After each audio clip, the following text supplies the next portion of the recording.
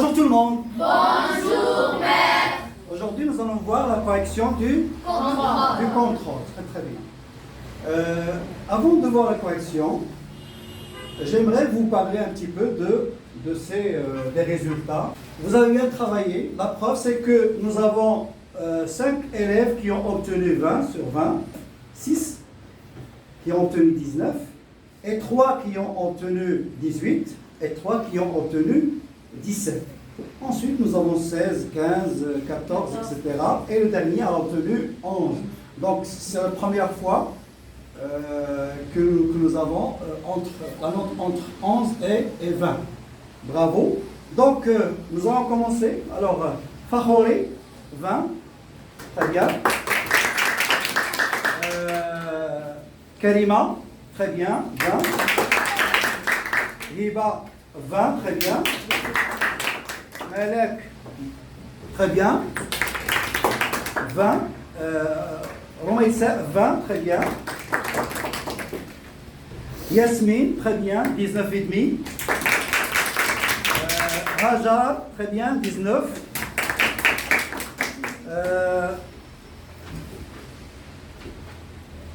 Ibrahim, très bien. 19.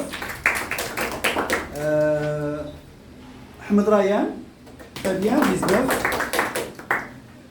Malak, Sjar, très bien. 19. Mohamed Amin, très bien. 19. Bien. Avant toute chose, avant de voir la correction, il vaut mieux parler un petit peu des examens, des questions, les types de questions qu'on pose en général. Donc vous avez parfois, un texte, n'est-ce pas? Un texte sans titre ni auteur. Ça veut dire que vous connaissez déjà l'œuvre.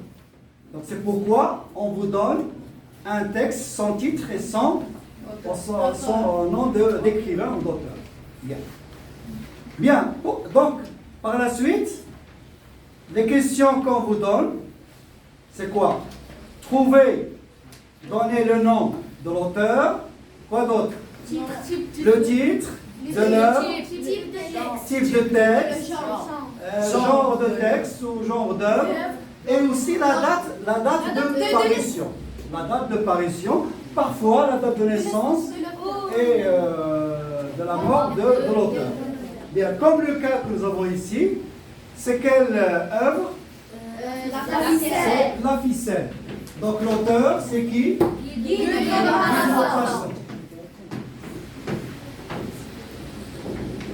Bien. La date de parution? 1883. Donc, 1883. C'est une question que je ne vous ai pas donnée, mais l'apparition de l'œuvre en 1883. Le type de nouvelle, c'est une nouvelle. Donc, ça peut être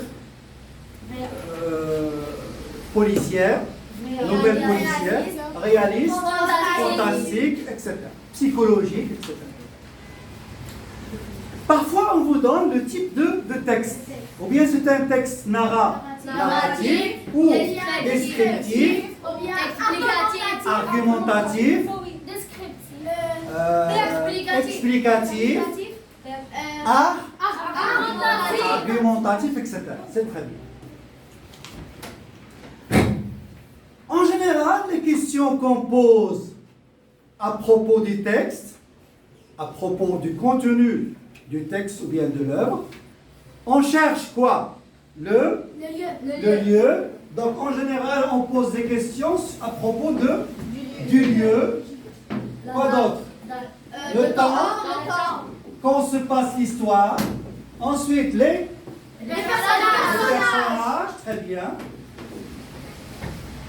Parfois, on vous donne la question quels sont les personnages du texte, ou bien le personnage principal. Bon, si on vous dit le personnage principal, c'est-à-dire que vous allez donner seulement le nom du personnage qui joue un rôle important dans l'œuvre. Bien. Si on vous dit quels sont les personnages du texte, alors vous allez donner tous les personnages du texte et non pas de l'œuvre. Si on vous dit les personnages de l'œuvre, dans ce cas, vous allez donner tous les personnages de l'œuvre. Ensuite, la question qu'on peut poser aussi sur le contenu ou bien l'événement principal, puisque c'est une nouvelle, donc il y aura seulement un événement autour duquel les personnages parlent, réfléchissent, réagissent, etc. Donc, et on parle donc les événements ou l'événement du texte. Donc ce sont les questions qu'on pose en général concernant la compréhension du texte. Donc, le nom de l'œuvre, le nom de l'auteur, la date d'apparition, la date de naissance et de la mort de l'auteur, où se passe l'histoire, quand se passe l'histoire, quels sont les personnages du texte et de quoi on parle dans ce texte. Parfois, concernant le titre, le nom, etc., on vous donne un texte avec un titre et le nom de l'auteur, etc. Donc ici, on vous donne le titre. La rivière. La rivière. Et ici, nous avons l'auteur, par exemple, je ne sais pas moi, Marcel Pagnol.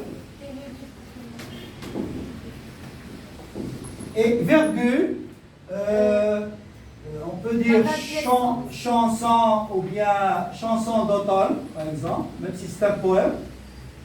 Chanson d'automne, c'est un poème. On va seulement considérer que ce titre est un titre d'œuvre. Donc, un titre de chant d'automne. Virgule, 1800, je ne sais pas moi, 1900, 1904, par exemple. Ce n'est qu'un exemple. Et si je vous dis quel est le titre du texte, c'est La rivière. Donc c'est le titre de ce texte. Si je vous dis le titre de l'œuvre, vous allez dire Chanson d'automne. Si je vous dis l'auteur, Marcel Pagnol. Et la date de l'apparition, 1904. Bon, c'est ça l'exemple. On passe à la correction. Donc, on va lire le texte. Oui. Sorti de l'église le dimanche suivant, il arrêtait des inconnus pour la leur dire. Maintenant, il était tranquille et pourtant quelque chose le gênait sans qu'il sût au juste ce que c'était. On avait l'air de plaisanter en l'écoutant, on ne paraissait pas convaincu. Il lui semblait sentir des propos derrière son dos. Le mardi de l'autre semaine, il se rendit au marché de Goderville, uniquement poussé par le besoin de compter son cas. Malandin, debout sur sa porte, se mit à rire en le voyant passer. Pourquoi? Il aborda un fermier de criqueton qui ne laissa pas achever et lui jetant une tape dans le creux de son ventre. Lui cria par la figure, grand malin, va. Puis lui tourna les talons. Maître Hochecombe demeura interdit et de plus en plus inquiet. Pourquoi l'avait-on appelé grand malin? Première partie jusqu'à 100K. 100K. Tout le jour, elle parlait de son aventure et la contait sur les routes aux gens qui passaient, au cabaret aux gens qui buvaient, à la source de l'église. Le dimanche suivant, elle arrêtait des inconnus pour la leur dire. Maintenant, elle est tranquille et pourtant quelque chose le gênait sans qu'il sût au juste ce que c'est. On avait l'air de plaisanter en l'écoutant. On ne paraissait pas convaincu. Il lui semblait sentir des propos derrière son dos. Le mardi de l'autre semaine, il se rendit au marché de Goderville, uniquement poussé par le besoin de compter son cas. Bien, deuxième partie. Oui. Malandin, debout sur sa porte, se mit à rire en le voyant passer. Pourquoi? Il aborda un fermier de criqueton qui ne laissa, Tricto. Tricto, qui ne laissa pas achever et lui jetant une tape dans le creux de son ventre, lui cria par la figure: Gros malin, va, puis lui tourna les talons. Maître Hochkov demeura interdit et de plus en plus inquiet. Pourquoi l'avait rappelé Gros malin? Oui. Bien. Oui. Tout le jour, elle parlait de son aventure. Elle la contait sur les routes aux gens qui passaient, au cabaret aux gens qui buvaient, à la sortie de l'église le dimanche suivant, elle arrêtait des inconnus pour la leur dire. Maintenant, il était tranquille. Mais pourtant, quelque chose le gênait sans qu'il sût au juste ce que c'était. On avait l'air de plaisanter en l'écoutant. On ne paraissait pas convaincu et lui semblait sentir des propos derrière son dos. Le mardi de l'autre semaine, elle se rendit au marché de Goderville, uniquement poussée par le besoin de son compter son pain. Maître.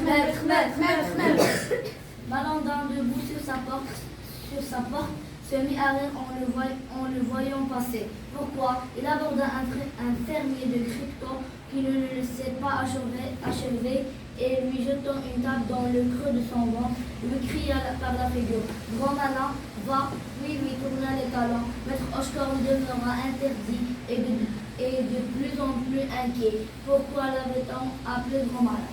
Alors on passe aux questions. Donc compréhension, genre de l'œuvre. Nouvelle réaliste. C'est une nouvelle réaliste. Bien. Le titre de la nouvelle. Oui. La ficelle. La ficelle. Très bien. L'auteur de la nouvelle. Oui. Guy de Maupassant. Type de texte. Narratif. Bien. Situer le texte. Donc nous allons situer le texte en répondant aux questions suivantes. Donc parfois, on peut vous dire situer le texte. Qu'est-ce que ça veut dire situer le texte? Situer un phénomène. Raconter l'événement qui a déjà passé. Bravo. Donc raconter l'événement qui est déjà passé avant le texte. Donc c'est ça ce que veut dire situer un texte. Bravo. Donc en général en tronc commun, on va vous poser cette question, situer le texte. Moi je vous ai dit situer le texte en répondant aux questions. Vous pouvez trouver une question comme ça, situer le texte. Donc vous allez rapidement, pas trop parler de l'événement. Rapidement, vous allez dire quel est l'événement qui s'est déroulé avant ce texte. Bien. Donc, de quoi Maître, première question, de quoi Maître Hochkorn est-il accusé? Oui. Il était accusé de voler le portefeuille de Holbert. Donc, il est accusé d'avoir volé le portefeuille. Bien. Deuxième question, qu'est-ce qu'il avait ramassé en réalité, au fait? Il a ramassé une ficelle. Il a ramassé une ficelle. Donc, Malandin a cru qu'il avait... Ou bien il a cru? Ou bien il a volé. Il a voulu l'accuser comme ça, injustement. Donc, normalement, il a trouvé une ficelle. Troisième question, qui l'avait accusé? Maître Malandin. Bien, bravo. Maître Malandin, donc, c'est lui qui l'a accusé.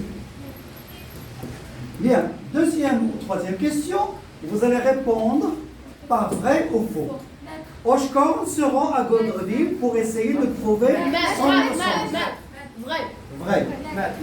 Hochkorn est tranquille car on a retrouvé le portefeuille.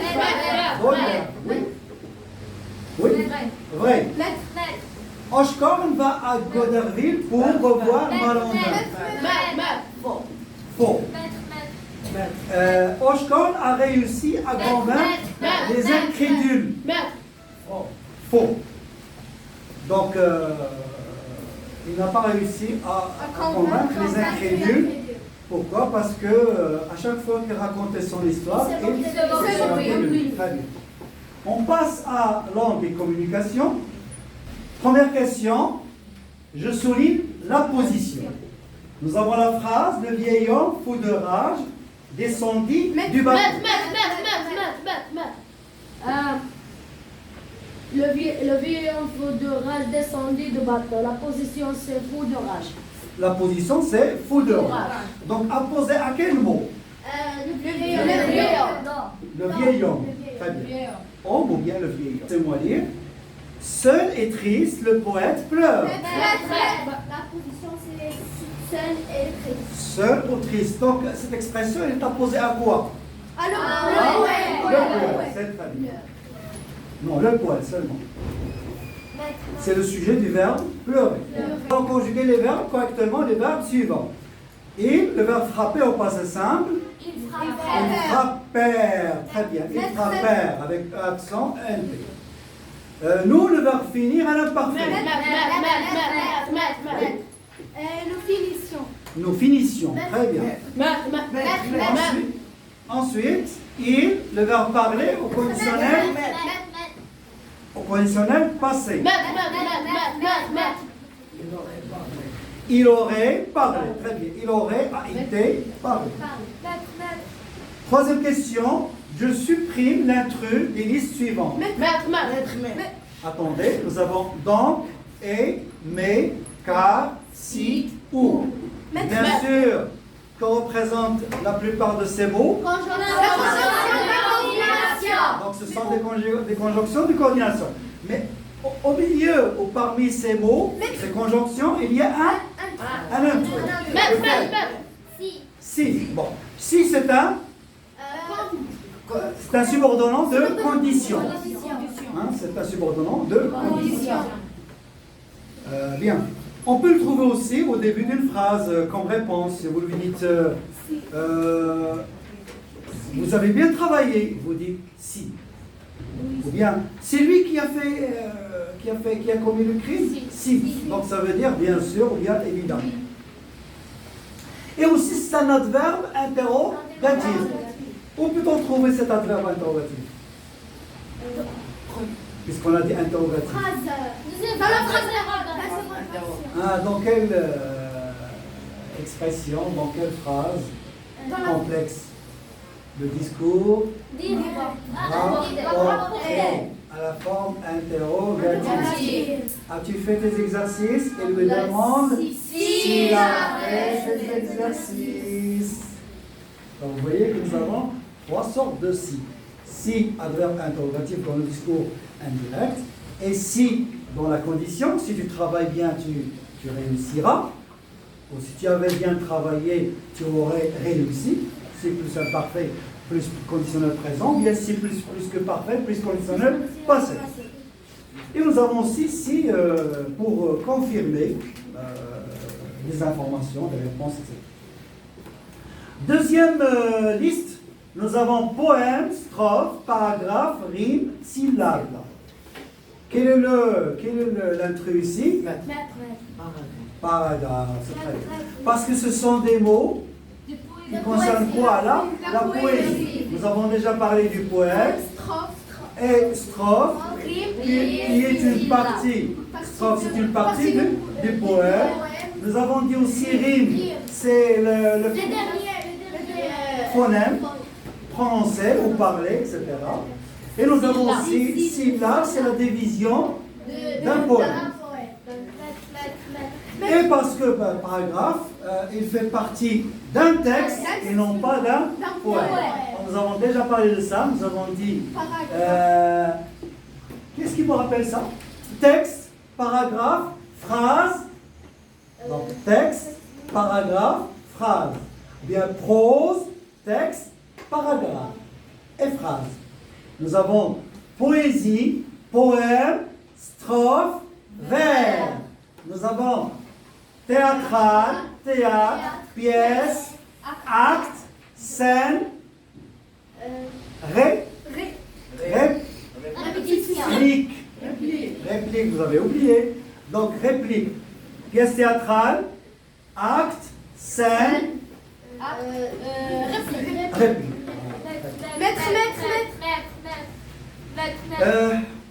Production écrite. Donc je vous ai donné un peu de poésie. Vous allez mettre en ordre la strophe suivante. Nous avons vu le poème l'Albatros, n'est-ce pas? Et je vous ai donné la dernière strophe. Vous devez la mettre en ordre. Oui, premier verbe, c'est quoi? Le poète est semblable au prince des nuées. Le poète est semblable. Première strophe, donc le poète est semblable au prince des nues. Deuxième strophe. Qui hante la tempête et se rit de l'archer. Qui hante la tempête et se rit de l'archer. Troisième vers. Exilé sur le sol au milieu des jours. Exilé sur le sol au milieu des huées. Et dernier vers. Ses ailes de géant l'empêchent. Ses ailes. Ses ailes de géant l'empêchent de marcher. Bien, deuxième question concernant la production écrite, toujours poésie.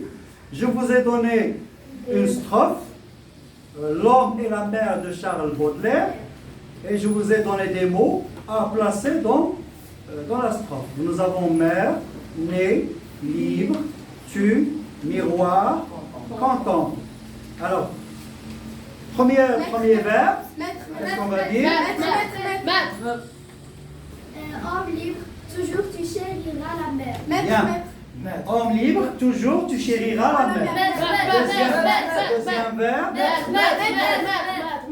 La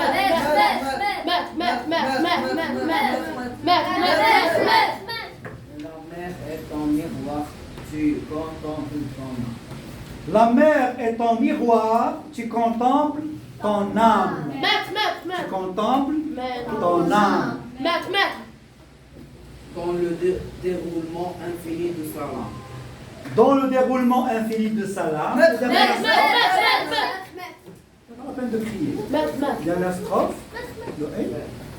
Et ton esprit n'est pas un gouffre noir amer. Et ton esprit n'est pas un gouffre amer, moins amer. Pour d'autres questions, vous allez trouver dans le site français vous allez .com, vous allez trouver d'autres questions que vous pouvez voir, d'autres questions qui concernent soit le texte, soit l'œuvre. D'accord? Bien, bravo, que ce soit pour les notes, que ce soit pour la participation à la correction. Bravo, et j'aimerais que vous allez travailler